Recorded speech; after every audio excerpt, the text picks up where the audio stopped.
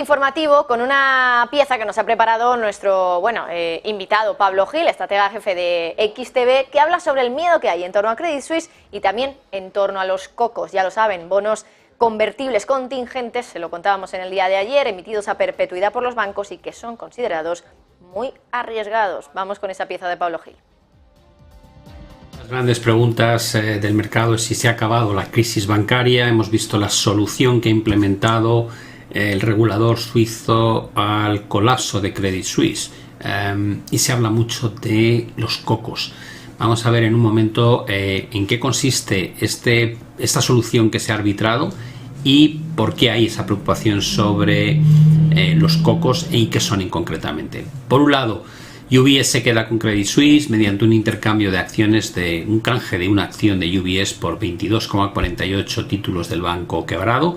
Eso supone más o menos que UBS puede comprar la totalidad de Credit Suisse por unos 3.200 millones de dólares en una negociación en la que básicamente no ha participado ninguno de los directivos de Credit Suisse, puesto que ha sido orquestado por el regulador suizo y el banco que se ha prestado a esa operación, que es UBS.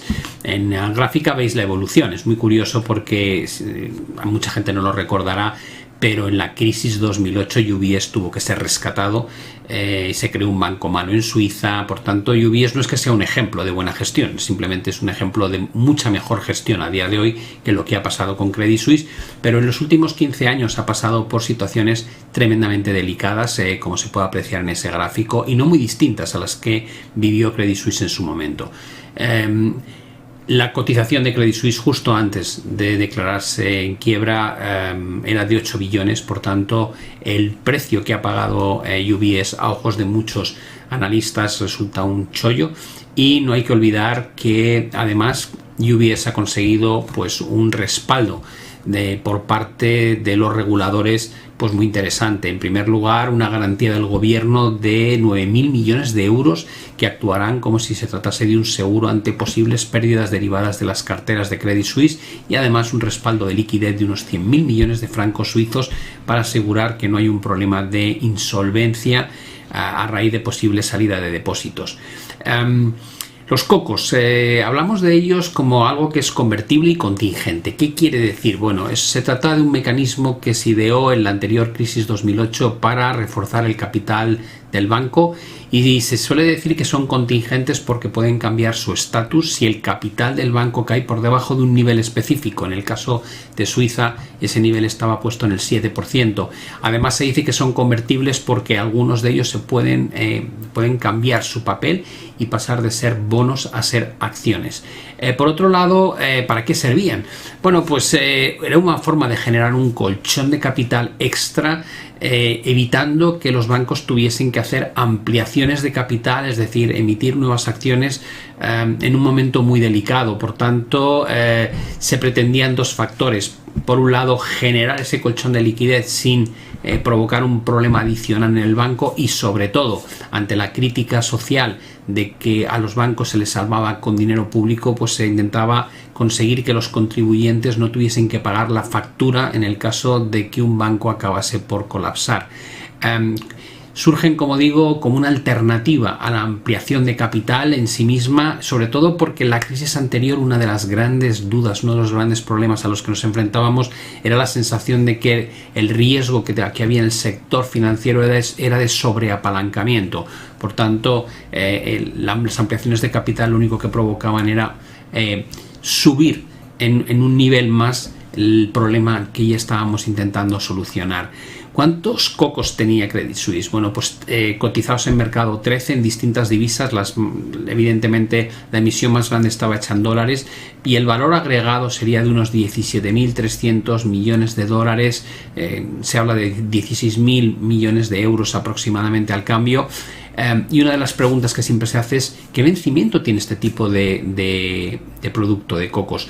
Bueno, pues en principio no tienen un vencimiento definido, pero los prestamistas pueden solicitar el reembolso normalmente después de unos 5 años. Por tanto, a la hora de valorar los cocos se suele tomar como hipótesis que se van a reembolsar al cabo de 5 años, y si no se hace, pues a partir de ahí el precio comienza a bajar. Por el lado de la la situación que se ha generado actualmente, que hay mucha discusión sobre la amortización total de los cocos del banco Credit Suisse, ¿por qué es comprometida?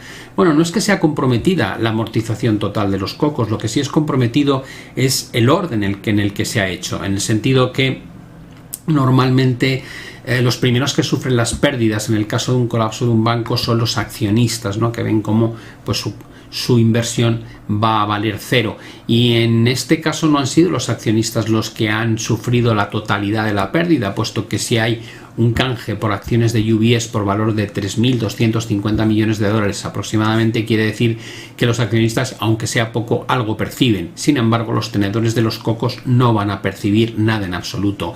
¿Cuál es el efecto que esta decisión puede tener?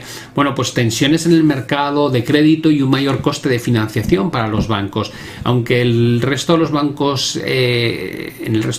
europeos no hay disposiciones que permitan la amortización total de cocos, antes de que la máxima pérdida recaiga sobre los primeros accionistas. O dicho de otra manera, hay legislaciones distintas en la Unión Europea respecto a lo que aplica Suiza, y si nos vamos al artículo concretamente que define cómo va a ser el orden de pérdidas en la banca europea, lo que descubrimos es que los Estados miembros de la Unión Europea que aplican las herramientas de resolución bancaria del bloque deben asegurarse de que los accionistas del banco afectado asuman las primeras pérdidas. No deja lugar a dudas de cuál es el orden.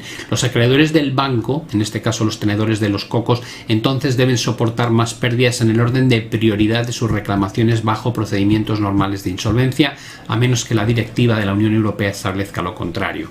Evidentemente, todas las normas se pueden cambiar, y buena parte dice ahí, a menos que la directiva de la Unión Europea establezca lo contrario. Por ese motivo ha sido rapidísimo el Banco Central Europeo a la hora de salir y decir: en Europa no se va a aplicar el mismo criterio que se está aplicando con la banca suiza, y por tanto que no haya miedos a que los cocos puedan ser prioritarios a la hora de asumir pérdidas frente a la prioridad que normalmente se estima que va a estar o va a recaer sobre los accionistas.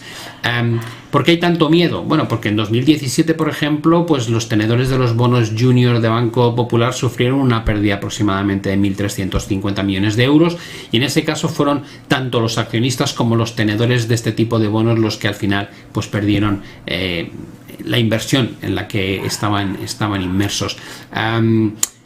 Cualquier sensación de que puedas alterar el orden a la hora de hacer pagar por una mala gestión a los acreedores del banco pues genera mucha tensión en un mercado que ya de por sí suele actuar negativamente en entornos complejos. Como podéis ver, aquí tenéis lo que llamamos el índice de cocos Tier 1 en euros, que la evolución 2014 a 2023, y cada vez que el mercado ha tenido mal comportamiento, lo vemos en la crisis de principios de 2016, por supuesto durante el COVID, en la corrección de 2022 y ahora con lo que ha ocurrido precisamente a raíz de lo de Credit Suisse, pues se registran pérdidas significativas. No da la sensación de que vaya a ser un problema grande. Evidentemente habrá bancos que tengan que asumir la pérdida de esas inversiones en los cocos de Credit Suisse. Da la sensación de que a raíz de la crisis financiera del 2008 los bancos centrales y los reguladores aprendieron una lección importantísima, y es lo que importa y lo que vale la reacción súper rápida cuando surgen este tipo de problemas, y lo hemos visto con la forma en la que se ha garantizado en Estados Unidos la liquidez por parte del Tesoro estadounidense, el Banco Central Europeo y la Corporación Federal de Garantía de Depósitos, y aquí en Europa de qué forma expresa en cuestión de prácticamente 48 horas se ha forzado a UBS a que se quede con Credit Suisse con todo tipo de garantías por parte del gobierno y del Banco de Suiza.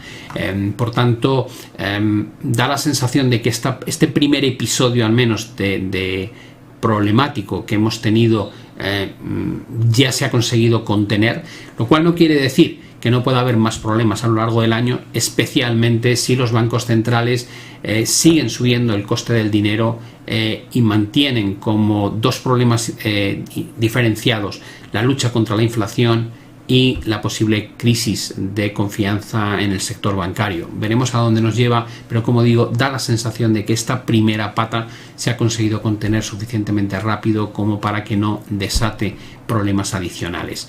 Lo iremos descubriendo a lo largo de las próximas semanas.